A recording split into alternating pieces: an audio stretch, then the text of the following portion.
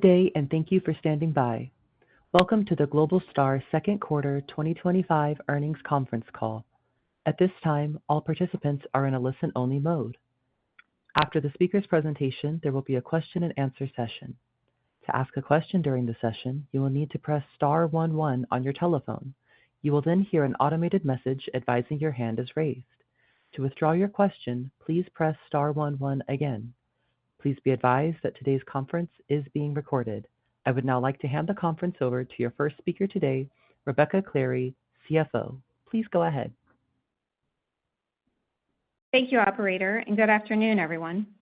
Before we begin, please note that today's call contains forward-looking statements intended to fall within the safe harbor provided under the securities laws. Factors that could cause the results to differ materially are described in the risk factors section of Globalstar's SEC filings, including its annual report on Form 10-K for the financial year ending 2024 and its other SEC filings, as well as today's earnings release.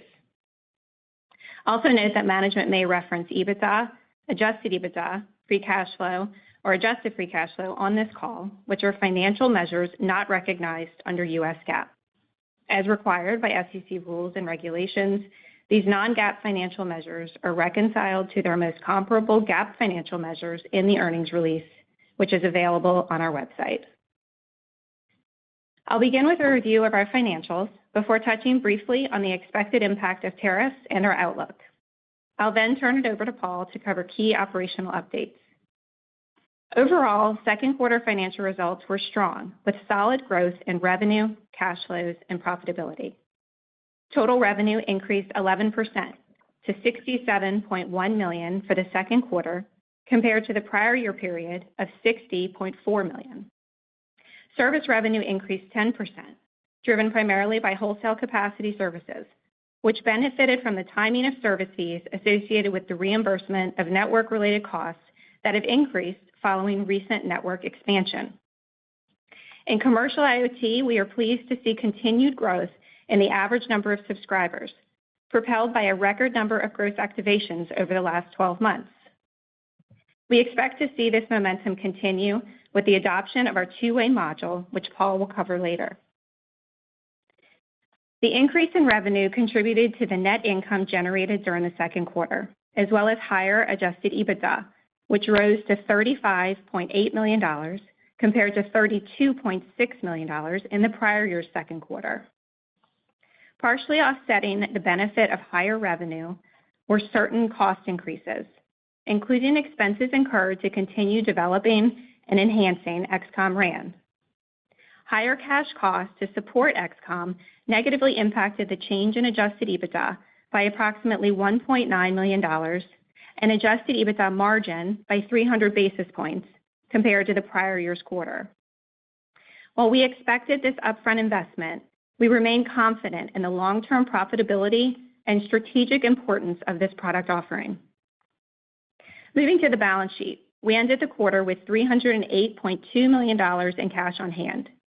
Adjusted free cash flow for the 6 months ended June 30th, 2025, was $77.9 million, compared to $51.9 million at the prior year period, primarily reflecting higher service payments received under the updated service agreements during 2025. Before we turn to the outlook, I want to briefly revisit our view on the evolving tariff environment. We've conducted a thorough assessment, and based on what we know today, we believe Globalstar is well positioned to minimize any significant financial impact. Our global manufacturing and logistics footprint gives us flexibility to manage through potential headwinds. This includes the ability to shift production, leverage third-party logistics providers, and, where necessary, pass through incremental costs without affecting our competitive position. As a result, we continue to expect a relatively immaterial impact in the near term. Given our results to date and expectations for the balance of the year, we are reiterating our full year 2025 outlook and continue to expect revenue in the range of $260 million to $285 million, and we anticipate adjusted EBITDA margin of approximately 50%. With that, I'd like to turn the call over to Paul. Thank you, Rebecca, and good afternoon, everyone. It's great to be with you today, and I'm definitely pleased to update you on the progress we call. There has been significant progress in the Globalstar Parsons commercial relationship.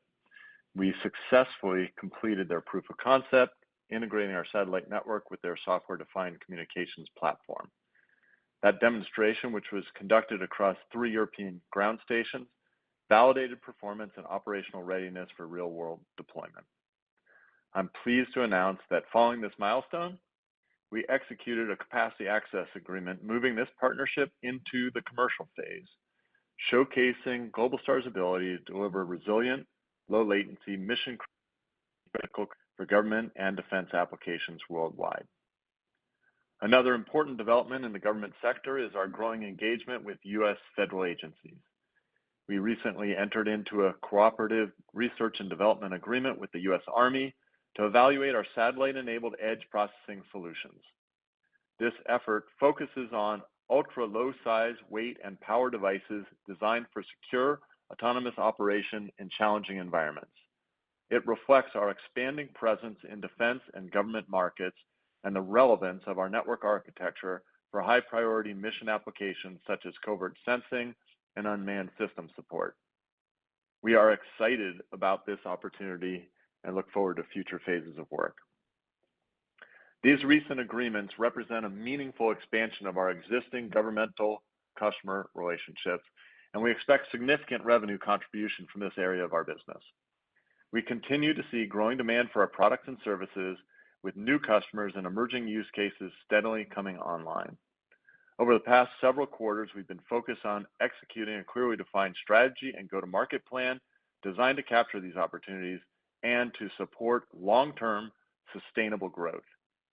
That effort includes investments in core infrastructure, the launch of foundational new assets, and the expansion of strategic partnerships, all of which are enabling innovative solutions that extend the value of our network.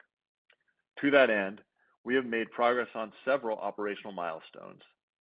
Globalstar has officially kicked off its global infrastructure program in preparation for the next generation extended MSS network, also called our C3 system. The milestone was achieved with the successful installation of a new 6-meter tracking antenna at our flagship ground station in Texas, our largest and longest operating site. This installation is part of a sweeping upgrade expected to add roughly 90 antennas across 35 ground stations in 25 countries. This expansion is designed to increase network capacity, resiliency, and reach, ensuring robust service continuity in mission-critical environments.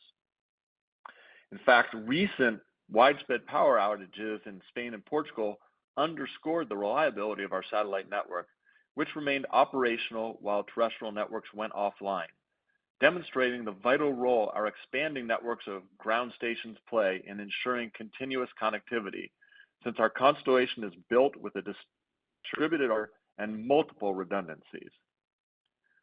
To complement our ground infrastructure build-out, we also signed a launch services agreement with SpaceX in June 2025 for the deployment of the second batch of 9 satellites currently being constructed under our 2022 procurement agreement with MDA. We expect the first launch of these replacement satellites later this year and the second launch in 2026. These satellites are expected to replenish our existing second-generation constellation to ensure continuity of service. Taken together, these milestones mark a period of focused execution across multiple fronts, domestically and internationally, as well as commercial and government sectors. We're delivering on our promise to build a next-generation mobile satellite network that is global, resilient, and scalable, while opening new avenues for growth across our target verticals. And as we look ahead, we remain confident in the strength of our strategic roadmap and our ability to execute against it. We believe the foundational investments we're making today across our space and ground infrastructure, commercial partnerships, and technology innovation are positioning us to serve a growing number of high-value applications across industrial, commercial, and government markets. Whether it's enhancing connectivity in hard-to-reach areas, enabling autonomous platforms at the edge, or supporting mission-critical communications, we believe our solutions are increasingly aligned with evolving needs of our customers. Our recently introduced RM200 two-way module continues to show a promising trajectory, with proof of concepts advancing rapidly and across a broad and diverse customer base. With over 50 partners currently testing the module, we're already seeing strong interest around key applications, including oil and gas operators optimizing remote asset management, military and defense organizations seeking resilient edge communications through remote control and management, and MVNOs interested in bringing hybrid connectivity to many others. We believe the RM200's easy integration and powerful two-way edge communications are positioning us firmly for growth in multiple high-value sectors. Many of these markets exist today, and we will compete favorably in both price and functionality. In addition to expanding our satellite capabilities, we're actively advancing our XCOM RAN platform, which represents a critical entry point into the terrestrial wireless markets. As we continue development of this software-defined end-to-end solution, we're encouraged by the strong technical validation and increasing interest from prospective partners. XCOM RAN is engineered to deliver lower latency, enhanced spectral efficiency, ease of deployment, and dynamic spectrum sharing, and we believe it has the potential to significantly expand our addressable market by enabling future hybrid satellite terrestrial network architectures. We remain committed to bringing this differentiated technology to market, necessary near-term investments to support long-term value creation. Our broader go-to-market approach, centered on flexibility, interoperability, and resilience, position us well to support the convergence of satellite and terrestrial networks. And finally, we're proud to have led the way across multiple satellite services, and we're excited about what lies ahead. Our network and architecture are in the right place at the right time, and we think that what's becoming readily apparent in the market is having proprietary spectrum matters most. Our advantage and differentiation from our competitors is our globally harmonized, globally licensed spectrum. With our recently announced agreement, build-outs and increased engagement with U.S. federal agencies, we believe we're laying the groundwork for meaningful growth across a diverse set of verticals. We anticipate the launch of the satellites under our MDA procurement agreement that will further enhance our service continuity and performance. The progress we've made reflects the talent and dedication of our global team, and we're energized by the momentum we're building across commercial and government markets alike. So thanks again for joining us today. Thanks for your continued support of Globalstar, and we look forward to updating you on our progress in the quarters to come. I'll now turn the call back to the operator for Q&A. Thank you. At this time, we will conduct the question and answer session. As a reminder, to ask a question, you will need to press star 11 on your telephone and wait for your name to be announced. To withdraw your question, please press star 11 again. Our first question comes from the line of Michael Ridgway of Robertson Stephens. Your line is now open. Great, thank you. Thanks, Paul. A couple of questions. I'll go through them one at a time if possible, and you can stop me anytime you'd like. But any updates developmentally on the international retail opportunity for terrestrial? I know that's been you've been working on it for quite some time, so any additional color on progress there would be great. Yeah, so I mean, as you know, selling into enterprise, there can be long sales cycles, but I would say that all our interactions are going in the right direction. We're actually making progress on more than just the initial application, so multiple fronts, and so there's definitely an opportunity for expansion in that business. The other thing that's cool is, N53, our spectrum band, which, originally we built the XCOM RAN technology on CBRS, but the opportunity to include that, it's increasingly part of the conversation as people see that having that band really allows for, mission critical applications, that that spectrum there. I've said this all along. It was something I experienced at Qualcomm too. And when you're launching some new technology, it's often hard to know when the customer is going to push the go button. Usually doesn't have to do with the technology of the product. Often it's something to do with, other aspects of the customer's business. And it's important for the customers we're talking to, the capabilities we have, including the one that we mentioned, initially. And like I said, I think that there's actually more opportunity rather than less there. Are there any other engagements and other verticals that you can point to that might flesh out a few more use cases? Yeah, so we're working on some government stuff, and actually, we've now gotten to the point, given that we've had the time to do additional development, to go more into horizontal market plays. So we're actually talking to some companies that are in the business of rolling out networks for locations that have high demand, and we've been through lab testing, and we're in the process of discussing initial deployments and proofs of concept. So that's actually going well. As I said in the past, our development process, in order to be focused, we focused on the initial customer and did co-development with them, and then we did kind of incremental development to get to this horizontal model. We will undoubtedly have some incremental development with some of these new customers, adding specific features for them.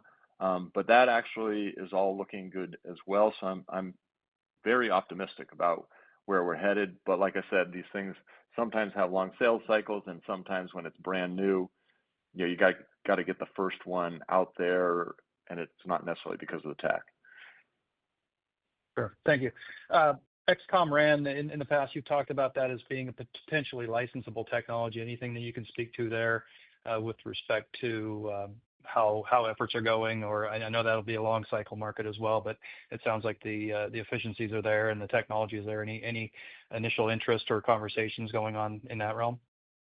We started out that way and looked at licensing, and it was hard. It's Open RAN based, and as I think everybody's seen, that just generic Open RAN suppliers, especially the kind of newcomers, haven't really done that well. I think they overinvested in markets before they were ready. So it really would take us getting to the point where we're in at MNOs. It's starting to cause pressure on some of the bigger suppliers to see whether they're interested in licensing. I would say though that the way that we're focused on the product and that industrial Wi-Fi is competitor, and we are doing great jobs in a set of applications where we really can actually save a fair amount of money, not just have performance improvements. I'm not sure we need it. Like we have the end-to-end stuff. Even there are parts of the system that we were buying software from third parties, building our own software sort of end-to-end now. So I think we're in a really good position, and it may not just be product sales. We're looking at even potentially network as a service models going forward, and that can wrap in the spectrum play as well. So making it much easier to get licensing revenue around that as well. Great. Two more quick ones, if I may. Any updates on terrestrial licenses internationally, or any roadmap that you can provide, progress points for this year and/or next? Yeah, so we got Mexico. That was the most recent one.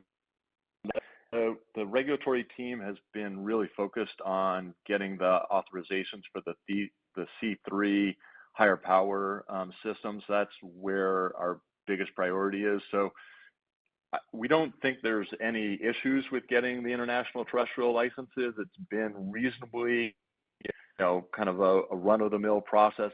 Nothing extravagant that needed to be done, and it's really just a question of spending the human resource and then the money to actually pay whatever needs to be paid and the maintenance fees and so forth. So I think that will come as we continue to build out and find that there's opportunities to do international sales around that, because obviously we're very interested to sell into international customers who have the need for the fact that we have globally harmonized spectrum.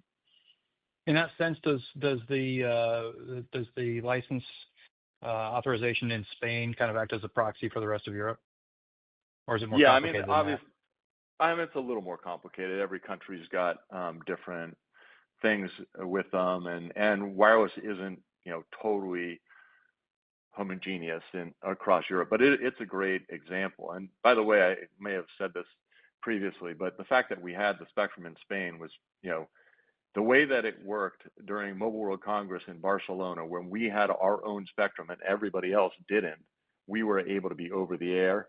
And it just really made the point of how valuable having spectrum that we control and know that it's clear. It really made that point for us and made a point for others. Great. Fantastic. One more, if I may.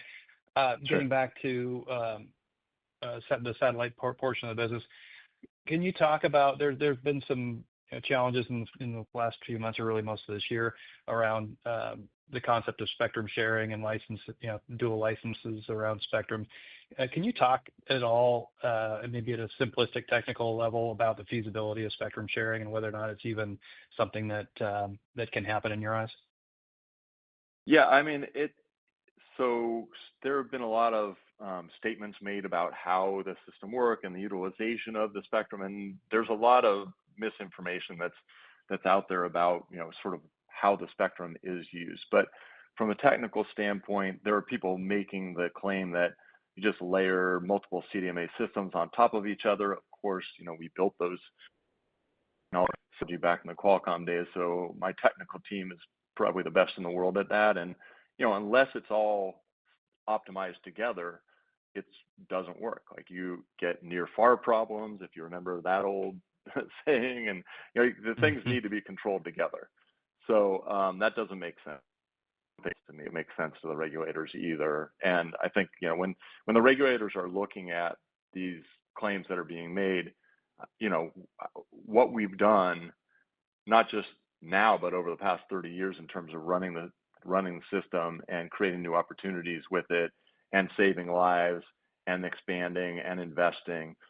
I think all of those things, weigh heavily, and we've had great relationships with the FCC so far and with the foreign regulators as well. So I feel confident about the position that we're in. That's great. That's all for me. I appreciate the time, Paul. Best of luck. Thank you. Thanks, Michael. Thank you.